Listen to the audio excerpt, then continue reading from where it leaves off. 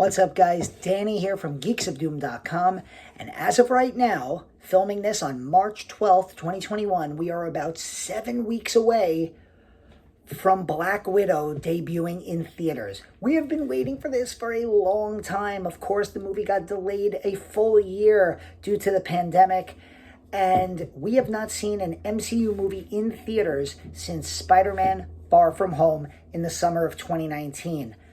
Well, in those 7 weeks, I'm going to be going through all 23 MCU films from Iron Man in 2008 all the way up through Spider-Man Far From Home. We'll even do an episode about WandaVision. And then before we get to Black Widow, I'm going to do a huge ranking video. Maybe I can get my camera shy son to come on here. He's the one that kind of inspired this. We watching WandaVision along with my wife Athena, who also contributes to geeksofdoom.com. And we had been talking about doing this rewatch for so long. And finally, tonight, we sat down and we watched Iron Man, directed by Jon Favreau, the beginning of the MCU. And I gotta tell you, this movie holds up. This movie is awesome. It does everything right. And I gotta say, I think the only complaints that you can have about this movie are retrofitted because of how good later MCU movies are. A common complaint that I hear about Iron Man is, well, the villain isn't that good. The villain is awesome in this movie. Obadiah Stane as the Ironmonger, well, Obadiah Stane himself, and then the Ironmonger later, are pretty damn cool. The final fight scene is really cool. And you have to put it into the perspective of having seen this movie in 2008. You know, when the Avengers came out in 2012, when we started to inch closer to Infinity War, and then, of course, when we got Infinity War and Endgame, the quality of the films by Phase 3 had reached this just highest possible level. And I feel that because of some of those later films, Black Panther, Captain America Civil War, Winter Soldier, and so on, a lot of people kind of dismiss Phase 1 in general, but they dismiss the original Iron Man. First of all, we have to start at the beginning. Robert Downey Jr.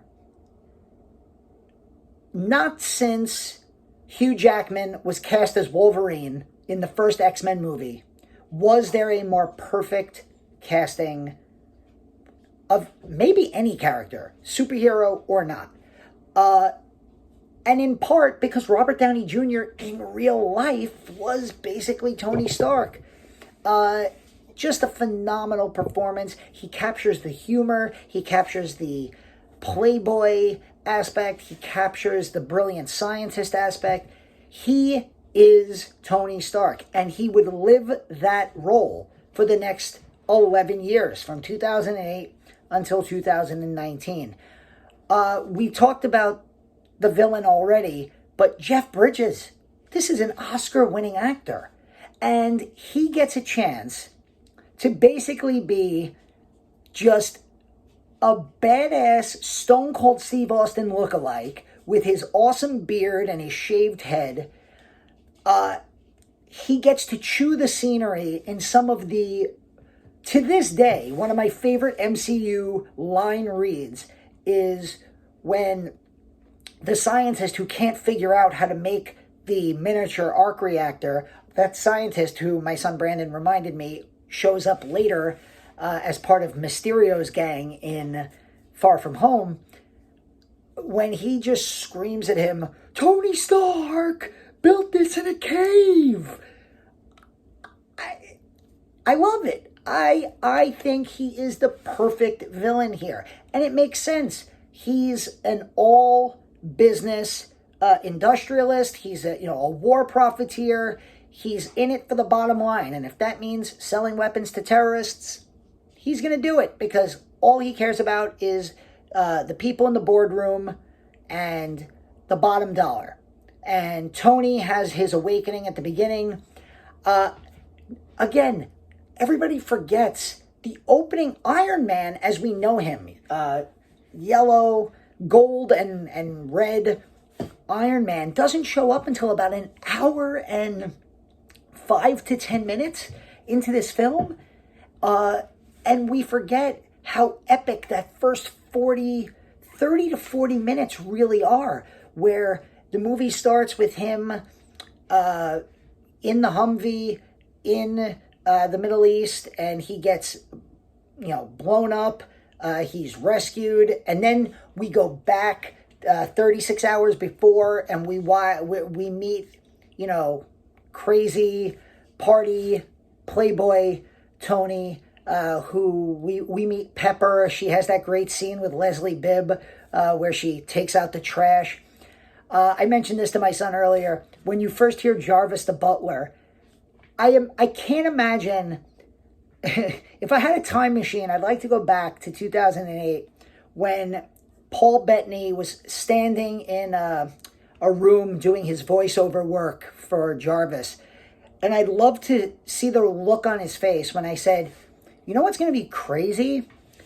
In about 12 years, you're going to have one of the best TV shows in the you're going to have the best TV show related to the MCU, and it's going to carry us into the next phase of movies. And he would be like, I do a voiceover as an electronic butler. And we'd be like, well, you just wait till WandaVision. But I digress about that. The other thing about this movie that a lot of people forget is Rhodey is played by Terrence Howard. Great actor, and I'd love to talk to him about whether or not he regrets not coming back for Iron Man 2. I remember reading something about how he wanted a raise and they didn't want to give him a raise. Terrence Howard's a great actor, and I know he did Empire on Fox, but it's kind of like, an Edward Norton, Mark Ruffalo situation where you kind of forget that Edward Norton is the original MCU Hulk. In fact, the Hulk is the only MCU movie, aside from the Spider-Mans, that's not on Disney Plus because it was made by, I think, Universal. And it's part of the MCU, of course, but it's not part of the Disney collective MCU, which is just bizarre to think. But now we look at we think of the MCU, we think of Hulk, we go, oh, Mark Ruffalo.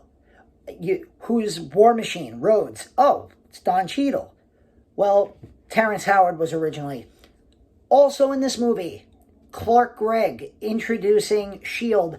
I remember, I was talking to my son while we were watching it, I remember being in the movie theater all those years ago, and I remember when he introduces S.H.I.E.L.D. without saying S.H.I.E.L.D. He spells it all out: strategic, homeland, intervention.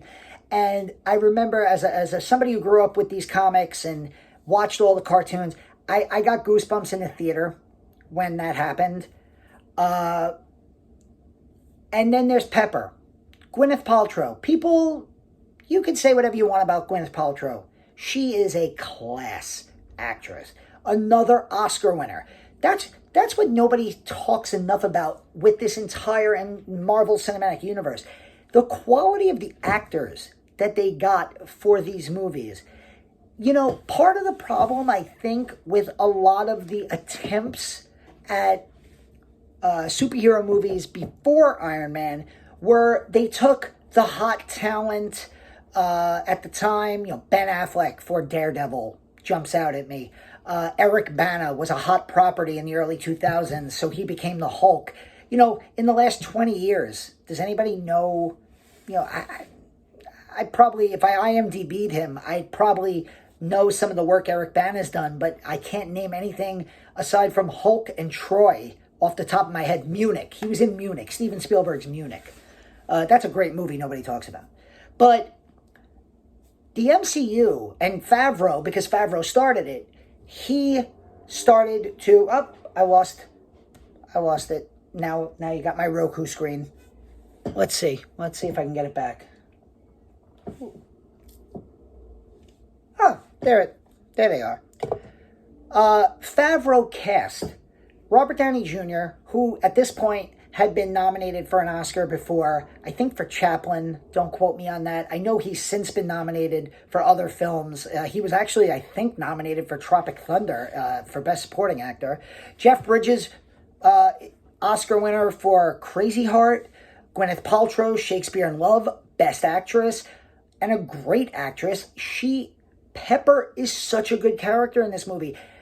And she's a great character throughout the whole MCU. And obviously, now that we've all seen Endgame, there's so much watching this original film where you can say the continuity is just unbelievable. My friend, and I'll shout out her, my friend Jen and I, we used to love pointing out continuity errors in movies when we were younger. And this is way before YouTube and CinemaSins. Like, we'd be hanging out in friends' basements watching DVDs, and we'd be like, that coffee cup was in the other hand. Come on, that's baloney. I keep saying franchise. The MCU carries its continuity so much. You see, Pepper gives Tony in the original Iron Man the proof that Tony Stark has a heart. The original arc reactor that he has her reach into his chest and replace at the beginning, and of course he then uses that at the end to fight the Ironmonger. That, of course, in Endgame, I won't mention exactly what happens. We'll get to that much later. But that plays a role at the very end of Endgame. Of course, just their relationship starting as a, strict boss and employee. Eventually, of course, leading to them being married and having children. And the fact that when he escapes from captivity, the first thing he wants is a good old American cheeseburger. And at the end of Endgame, Happy Hogan, played by Jon Favreau, asks Tony's daughter what she wants, and she wants a cheeseburger. There's just so many moments like that. This is, when I would make my list of the MCU, I would always keep this near the top 5. Rewatching it now, given the context of how well the continuity plays out, given the context of just how important, the linchpin of the MCU that Robert Downey Jr. became, this is just, like, I looked at my son when the movie ended and I said, it's freaking perfect. It really is. And I genuinely think, if you have a complaint about this movie, if there's things you don't like about this movie, I think you're only comparing this to later. You're saying, Obadiah Stane wasn't a great villain. Not because he was not a great villain, but because maybe he wasn't Killmonger from Black Panther, or he wasn't Thanos, or Loki. Which, of course, he's not those things, but he's pretty damn good. And it's Jeff freaking Bridges. He's chewing the scenery. He's having a great time. I love Iron Man, if you couldn't tell. It's going to rank very highly for me. I know it. I can come back and watch this movie. And then I cannot end a review of this movie without talking about what is arguably the most important scene in the entire MCU. What is arguably the scene that has changed movies forever. And I don't even think I'm being hyperbolic when I say that. The post-credit sequence where Tony Stark finds a mysterious stranger in his house, and Samuel L. Jackson turns around and introduces himself as Nick Fury. I'm saying it out loud right now, and I'm getting the chills. When we watched the movie, I got legit goosebumps. For somebody who grew up loving Marvel Comics and loving the X-Men series and all the Spider-Man TV shows and the Avengers cartoon series, when Nick Fury says, I want to speak to you about the Avenger Initiative, I just scared my cat by having my mind blown. And that scene, and again, I don't think I'm being hyperbolic. Movies that aren't even superhero movies, movies that aren't even blockbusters, have mid and post-credit scenes now. I watched an 80-minute horror movie on Shudder yesterday, and there was a mid-credit and post-credit scene, and I was just like, really? This movie? Okay. But just the idea of getting your audience to stay to the end, having them pay attention and be that invested, and then the idea that, yeah, the Avenger Initiative, it started everything. You get, by, 4 movies later, you've met everybody. You get Natasha comes in, Black Widow comes in at the beginning of Iron Man 2. You have the Hulk, the Incredible Hulk. You have Thor. And then you have Captain America, the First Avenger, which ends with him waking up in modern times and meeting Nick Fury. And there you go. You have your phase 1. And the idea that they set up the Avengers movie from the jump. I don't want to rain shit on DC. But when DC threw Batman versus Superman out there after one Superman movie, Man of Steel, and then they said, okay, well, now it's time for Batman v Superman, and we're going to throw Wonder Woman in there, and we're going to throw, I don't even know, I forgot the name of the stupid monster, Doomsday. We're going to throw Doomsday in there at the end. We're going to include cutscenes of Cyborg and Flash and Aquaman. We're going to hint to Justice League, right? It's your second freaking movie. Calm the hell down. Introduce your characters and then team them up. And there's a reason why the MCU is the most successful and most lucrative entertainment franchise in cinema history. And it starts with this movie.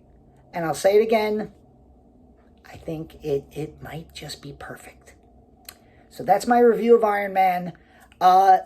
Very soon, probably tomorrow, but maybe on Sunday, my son Brandon and I are going to sit down and we're going to watch Edward Norton, The Lost. Edward Norton and Terrence Howard should come together to do a superhero movie called The Forgotten. Because they were in the MCU and now they're not. We're going to watch The Incredible Hulk, the second movie in phase 1 of the MCU, and we're going to talk about it. And if you want to do the Infinity Rewatch with us, if you want to do the MCU Rewatch with us, that's awesome. Do it. Watch The Incredible Hulk tonight, watch it tomorrow, and then when we post the video, chat us up in the comments. Let us know what you think. Let us know what you think of Iron Man. Is it in the top 5 for you in the MCU? Is it top 10? Do you think the movie sucks? I think you're wrong if you think it sucks, but then you can call me a jerk in the comments, so it's all equal, all right? We're going to be doing these videos. We're going to do 23 movies, plus WandaVision, plus a ranking video, all leading us up to Black Widow. Hopefully, please come out in theaters on May 7th. It's a birthday present for me. My birthday's in early May. I need this. Stay tuned to geeksofdoom.com. And we'll be back very soon.